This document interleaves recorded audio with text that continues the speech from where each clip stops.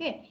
I hope all of you know what an FSM is. So let's see, take a quick recap of what your understanding is. If you have studied FSM in the theory course, what do you know about it? Can everybody write, some of you can write one line of what an FSM is in this chat box. Just type something. Let me see what all you understand about finite state machines.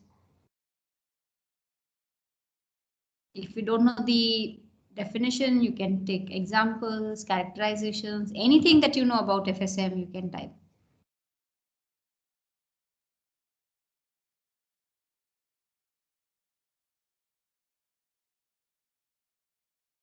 I hope all of you have access to the chat. So just type in the chat.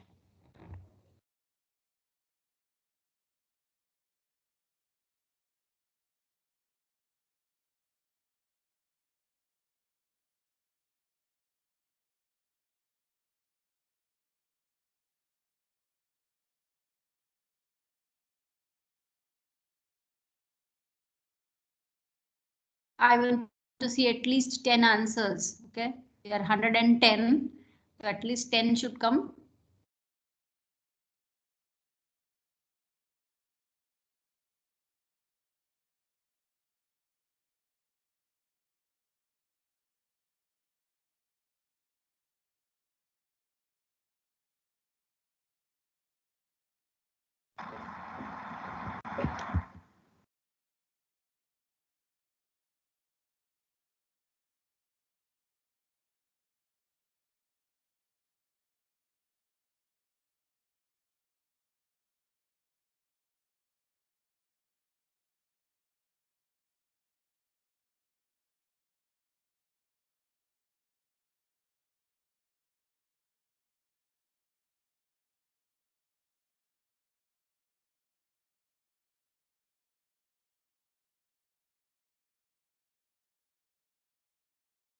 Okay.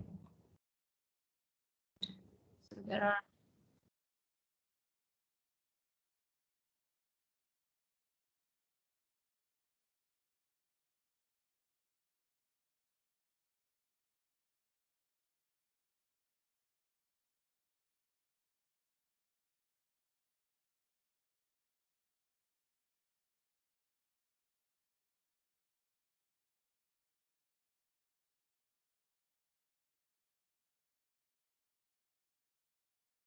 Okay, good.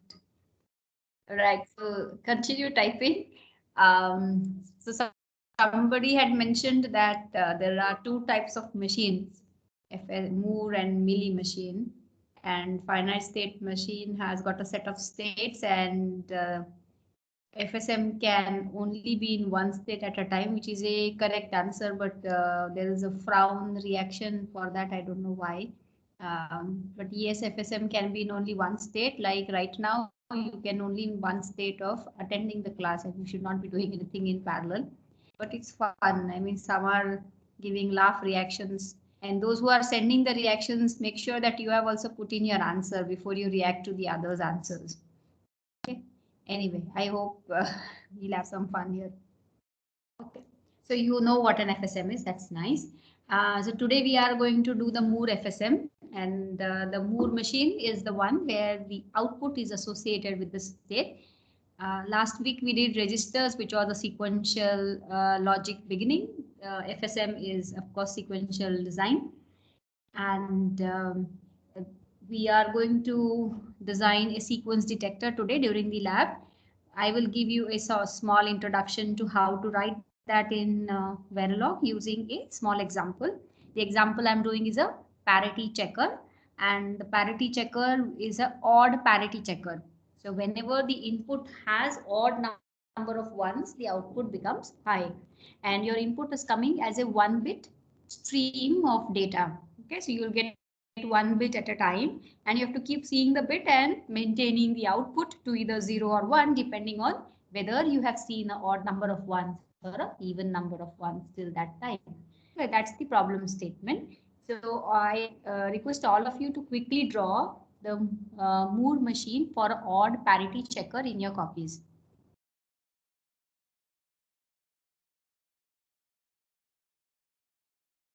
And once you have done that, just write down the number of states that you have in your machine. And a few of you just type it here so that I know you have finished it. Draw the FSM and then write the number of states you have got after the design.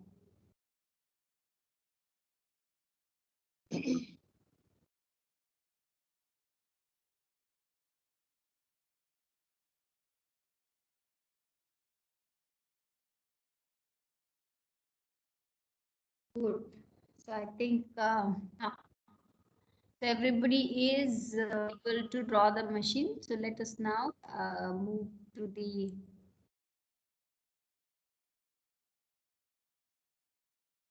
okay.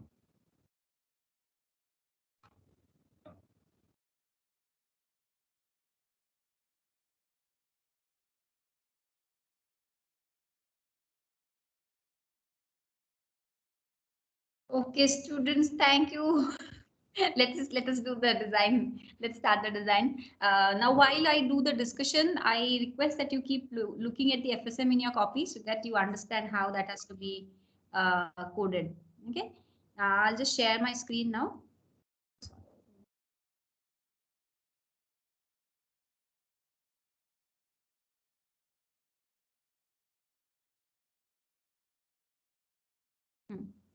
Okay.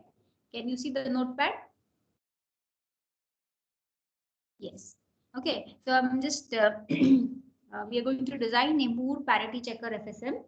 And I would say odd parity checker because the output goes high when the number of ones is odd. To do the Verilog programming for this, your file will have 3 always blocks. Okay. First always block is going to check for the clock signal. So whenever the clock signal comes, or there's a reset, right? Every machine has got a starting initial state. So you need a clock and a reset signal. So if the reset signal is high, you have to go to the original state. Otherwise, at every clock tick, your state changes, correct? You are sitting in one circle and there is an arrow which goes to the next circle. So this arrow transition happens only on the clock. So we are going to do this to change the state. Okay. The first always block is looking for a clock or a reset, and when the clock comes, it is going to change the state. Now, which state should it change to? Depending on what is the current state of the circuit. You have to know in which circle you are currently standing. So for that, we need another always block. The second always block is going to scan for the input. Or it is going to check for the current state. Okay, so it says that if the input changes or if the current state changes, because what might happen is the input signal is 0 and the user wants to keep it 0 for a few clock cycles. So there'll be no change in input. But because your input is 0 and a clock tick comes, you change the state from one state to another. And in that state also, if the input remains 0, you still need to change the state from there to somewhere else. Okay, so state change can happen immaterial of whether the input actually transitions. But in Verilog, you cannot detect that the input was 0 and again here it remains 0. So the transition will never be seen by the program, but the change in the state will be seen.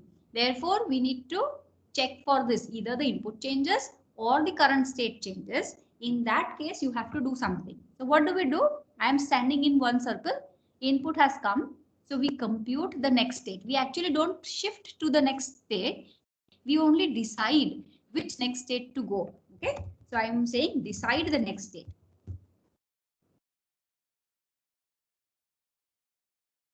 Okay. And the decision which you have made in point number 2, that decision becomes effective in point number 1 when the clock tick comes. So you change the state. So this change state in point number 1 is the one which you have computed in point number 2. Okay, right. So we have done the state change. We have catered to the inputs. Now what is left is the output. Now output associated with Moore machine is with the state. So we just have to check for the state. and I would just call it a current state. So what is my current state? So whenever the current state changes, you have to generate the output.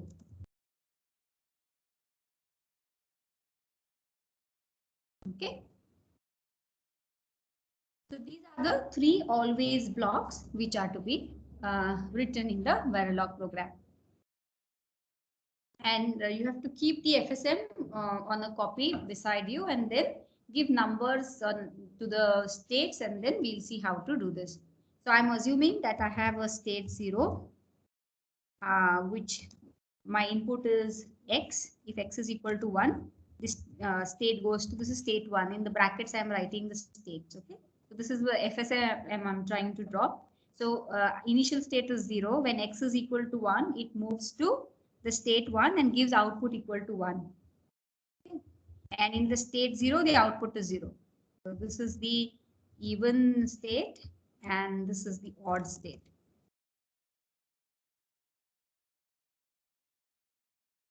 Then what happens here when we are in state 1? If x is equal to 0, we say stay there. We stay in the same state. And here, if x is equal to 0, stay in the same place.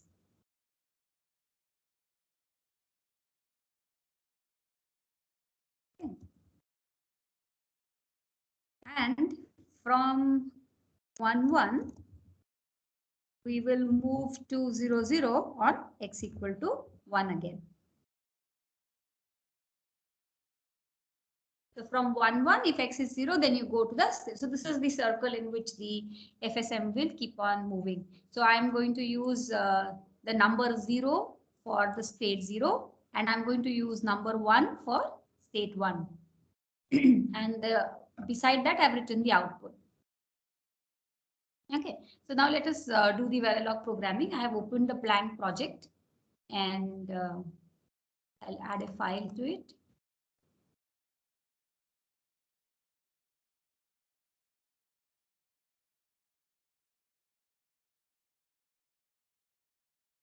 Okay, so I have an input x, input reset, then I have a clock and an output y.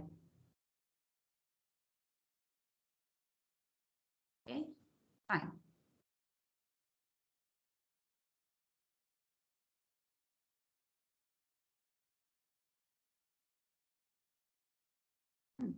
Now this output y is a register because you need to maintain, register out. Oh no, y need not be an out. Sorry, y need not be a register. It can still be a wire. So, okay, I don't need to do any changes right now. If I need something, I will include them. Right. So I'll start with the program. Going back to the notepad, let us do this first. The point number 1. When the clock tick comes,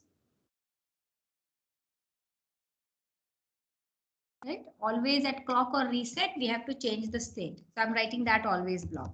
Always at, again, positive edge or negative edge of the clock, or a positive edge of the reset signal.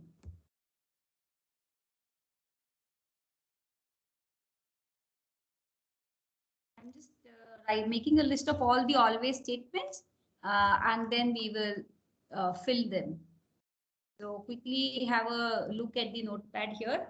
Point number 2 is always at input and current state. So I'm going to do that. And the third one is always at the current state.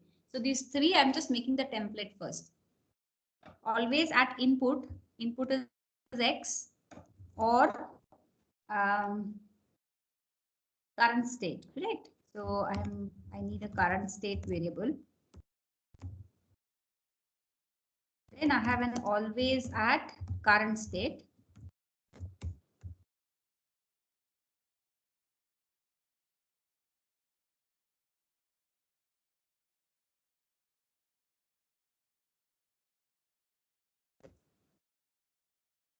Okay, clear? So I am using something called a current state, and it is going to maintain the state across the execution, and therefore this has to be stored in a register. So I'm defining a register at the top called current state. And when you compute the next state, that is deciding the next state, you have to you decide, keep it with you, and when the clock tick comes, make it the current state. So that has to be temporarily stored in another variable. So I'm just saying, calling it a next state. So next state is my computed next state, not yet changed, and current status where I am currently staying. Okay. So I have got two temporary registers, current state and next state. So whenever the clock comes or the reset comes, first I have to check for reset because this is reset dominant. So I have to check if reset is true, then my current state. So here next state doesn't come into picture. You have to immediately make the state as 0. Go to the initial state. So make the current state equal to 0. Else, so when I have a else here, this says that the reset signal is not possible, but the clock has come. And if the clock has come, you have to change the state. So you have to make the current state equal to what you have computed in the previous time instant. I mean, earlier you have already computed what the next state should be, so you have to do that. Right? So if reset is true, make the current state equal to 0, and otherwise make the current state equal to the next state. So this is all. The state change logic is implemented. Now we have to, in this logic, let's do the third one, which is easiest one. The third block is for output generation. Okay, so the output has to be generated whenever the state changes. So we are entering this block when the state changes, and I have to check what state we are in. So I'm going to use a case statement.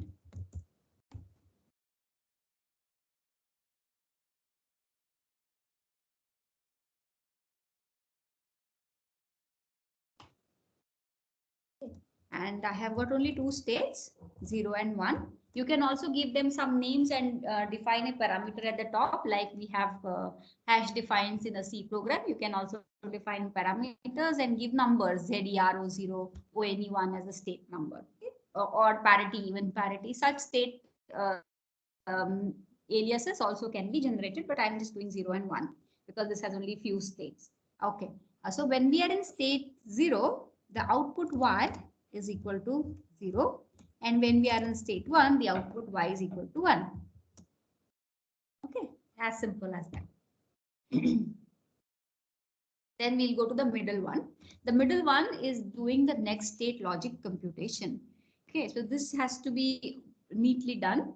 Of course, again, this depends on the current state, because when you are doing the FSM, you are looking at where am I right now, and wherever you are standing, from there, depending on inputs, you go somewhere else. So I also need a case statement for doing this.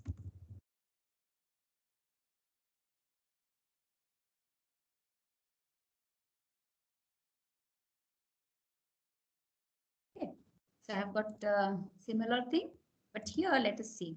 When we are to look at your FSM in your copies, when you are in state 0, if the input X is 0, you will stay in the same state. Okay, so I need a if input X equal to 0, then the next state which you will eventually change, so the next state is equal to your current state, or you can simply say 0, because we can hard code it, need not be current state. We can say if X is equal to 0, next state is 0, else meaning X is equal to 1, then your next state is equal to 1. Clear? Matches to the FSM in your copies. Now the opposite thing at the next one. If X equal to 0, your next state is 1. I'm just changing this in the else part. I hope you understood this, very straightforward, because I had just one statement here in the if and else. I wrote it in one line. But if you have multiple things here for X equal to 0, if there are multiple things to do before you can assign a next state, you might have to write a begin and end. So if something begin end, else begin end. Okay. So depending on how many statements you have. Okay, done. just save this project and we will try to synthesize it.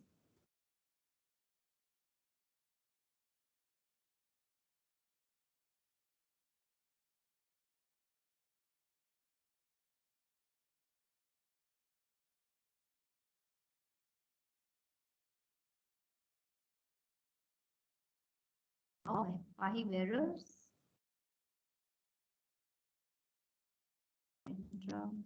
Should use output.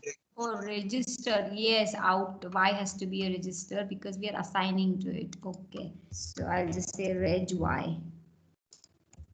Thank you. Anything else? No. Everything was related to Y.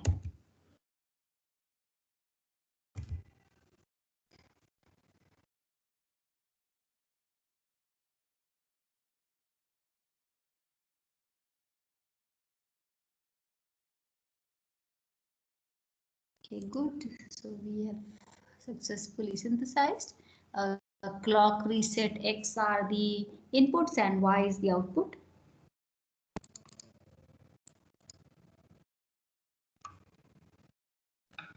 So I'm opening it.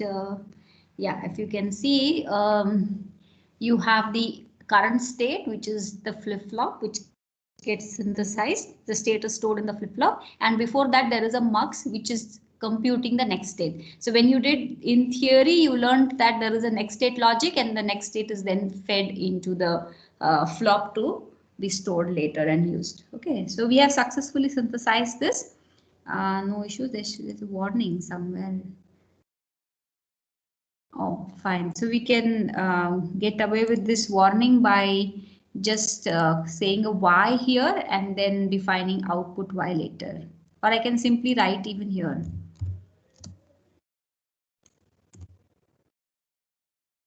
Let me do that way.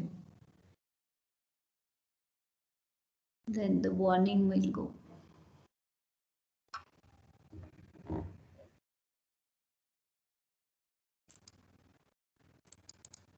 Yeah, so now we don't have any warnings and success. The design remains same, but the warning has gone. Okay.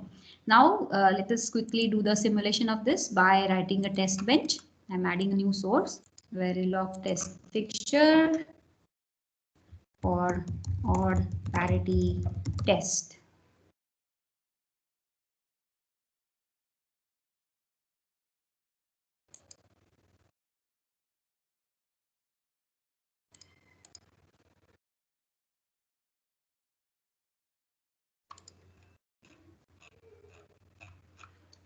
So now this is a sequential design. You always need the clock. So we need the initial begin end block in the test bench. So initial begin end. So we need to first make the clock equal to 0 and then put a forever loop. Forever, wait for 5 units of time and assign clock to the complement of the clock.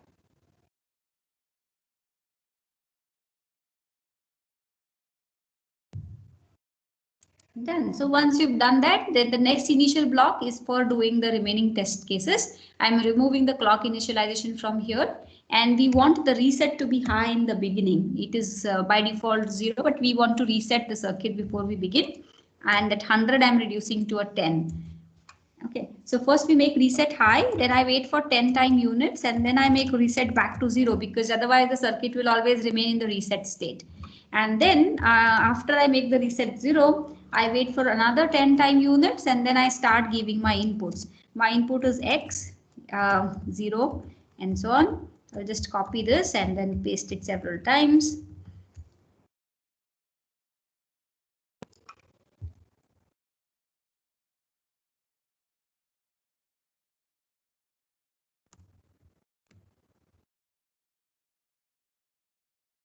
Yes, I'm just giving alternate for a time being. Then you can see at when the ones are odd, your output will be 1 and so on.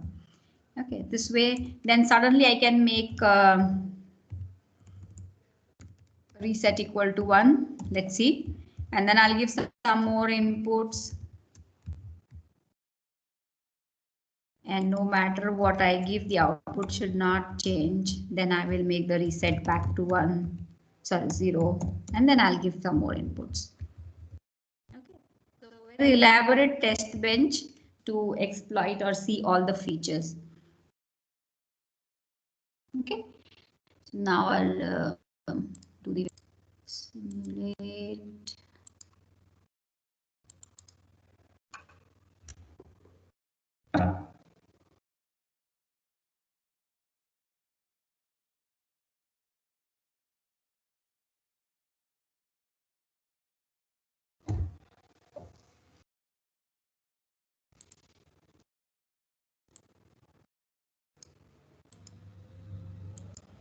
Okay. So you can see the clock signal is forever, so it keeps going up and down. And now I'm back to the time 0. At time 0, we have made the reset high, and because reset is high, you can see output y is equal to 0. And even if the clock comes at time 5 nanoseconds, the clock has come high, but the reset is still 1, so output is still 0. Next, we make reset equal to 0, and at the next clock tick at time 15, at time 15 when clock goes high, reset is not there. So it will take the input into account and start changing the states. Because current state is an internal variable, we cannot monitor it here, but you just have to infer it. So we'll infer it using our output. X is equal to 0, so y is 0. At this, x is still 0, so we have seen an even number of zeros, even number of ones, so output is 0. At the time 35, at 35, when clock goes high, at 35, wait, let the time come. Yeah, so 35 when clock goes high, your x is 1, and you have seen odd number of ones, so the output becomes 1. Okay, and the output remains 1 because the x at the next clock tick x became 0. So how many ones you have seen? A single one. So the output y remains 1 at time 45 also. Next at time 55, x becomes 1, so you have seen 2 ones, so the output should become back to 0 and it comes down to 0. Okay, so this is how you can trace it. Now let us directly jump to time 80.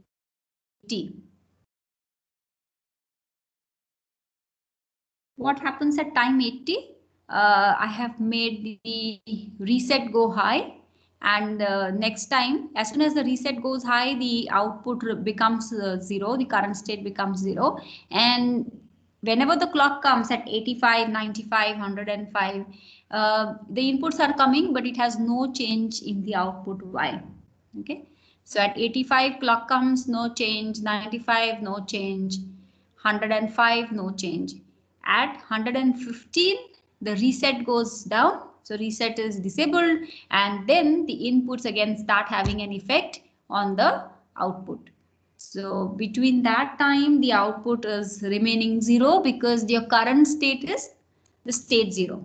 If your current, when the reset is high, your initializing state, if it has output equal to 1, your output would have remained 1 forever until the reset was high. So depending on the initial state's output, the output will be maintained as long as the reset is enabled. Once you disable the reset, the circuit starts working. Okay, you can also include monitor commands, which I have not in my test bench. You can also include them because then you can neatly see quickly you can check the sequence and the output going high. Okay, maybe I'll just try to put that.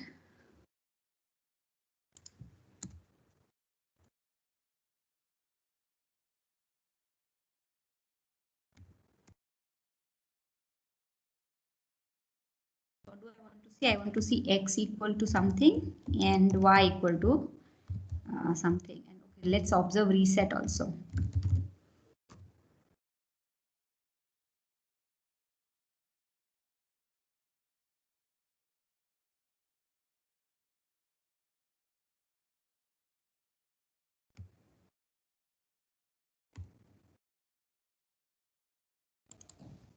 Okay, So that we'll just quickly see the monitor. I hope there are no mistakes in that. All right, yeah, so you can see at the bottom.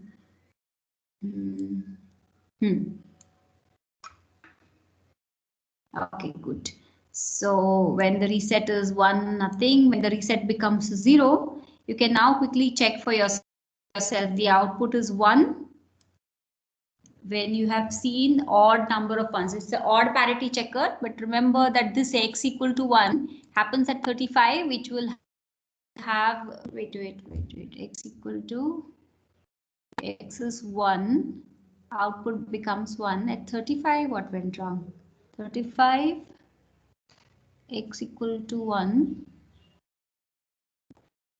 Okay, it's fine. We should see at the clock boundaries, because this y equal to 1 and 1, this is for a complete clock cycle. Okay, that's for the whole clock cycle. So we need to display only when the state changes.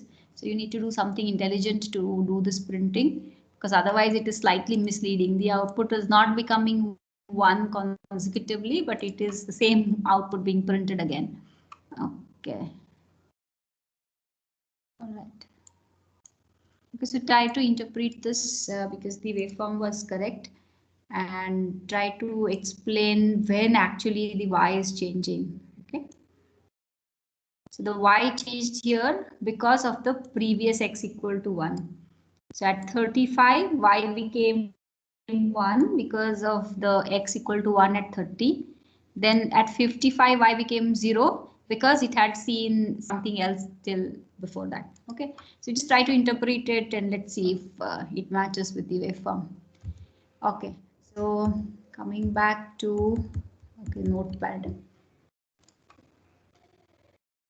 So this was a quick demo about the odd parity checker. Now we'll go to today's assignment.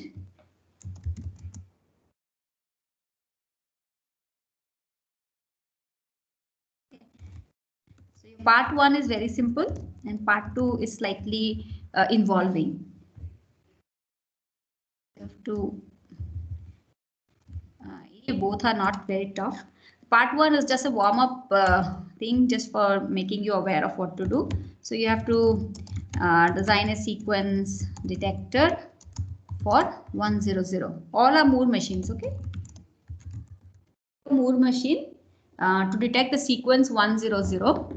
Quickly draw the FSM in your copies and then try to implement it as we had, as I explained it just now, having 3 always blocks and so on. This is a very quick one, a small extension of the parity checker. So this is very quick, and if you start this, suppose at 3, worst case, okay, you should be done by 3:20. Okay, it's just 5-10 minutes assignment. Not more than that. And if you finish at this 3:20, start the part. Okay, part 2. Wait a minute. So I've written it in some other copy. Give me a 2 minutes break. I need to check where I have written that problem statement. Okay, so essentially here you will be given a formula. For example, I'll type that in the chat box for you. I'm just giving a rough idea about what part 2 is. The actual statement I will type in the chat box once we finish this meeting. Okay, so suppose your roll number is equal to R and your group number is equal to G. You have to do G multiplied by R in decimal. Then make it a binary number. Convert it to binary number equal to capital M, and then this M will be some multi-bit number, okay, some n bits. This will be a bigger number, so you just take the last 5 bits.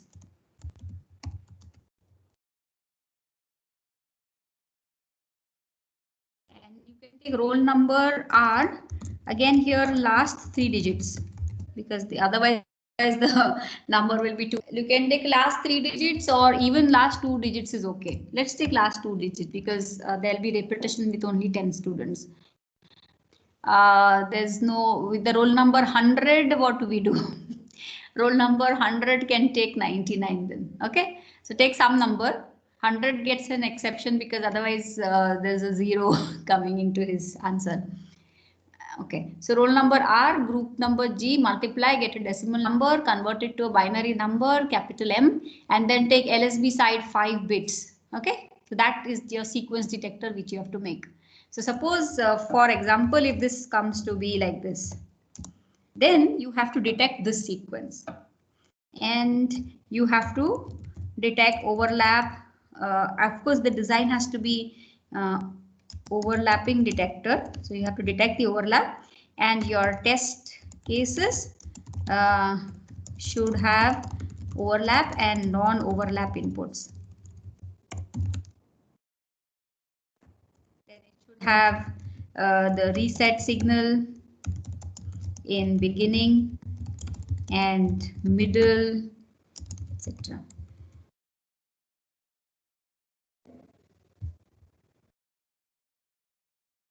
Okay, any doubts? So this is the problem statement. I could recollect it, so no problem. So that's your part 2, and part 2 will take time because this machine may have 4 to 5 states. So I expect you start this at 3:20 and you might take 40-50 minutes to do this. So you should be done by 4. Oh no, designing also. So I'm giving you full, no, 1 hour won't be needed, till 4 it's okay. You should be done in 40 minutes because 10 minutes maximum to design the FSM and 30 minutes for doing the coding. Okay, and see what is happening is most of you do not, suppose we start at 3:30, your time is till 4. None of the students except a few show till 4. And when those 2-3 students have finished, probably they just are generous enough to give their code to their friends, and by 4:15 almost the whole class finishes the program. So don't do this. We would want to check the intermediate coding also. So if the TA asks you, are you done? So if you are not done, just show the partial code which you have finished. Jitna hua hai utna dikhao. Okay, because you can't just wait with your blank screen and wait for your friend to give you the code, because that way you are not going to learn. So please try to do it yourself. If you have any doubts, you can ask me, you can ask the TA, because this is not an exam. The TAs are there to evaluate, but they will also help you in the code if you get stuck. Okay, so ask doubts, make sure that you do it yourself and you learn in the whole process. All right, so I think with this my tutorial section is over. I will stop the recording and then you can start with the assignment. We are starting anyway 10 minutes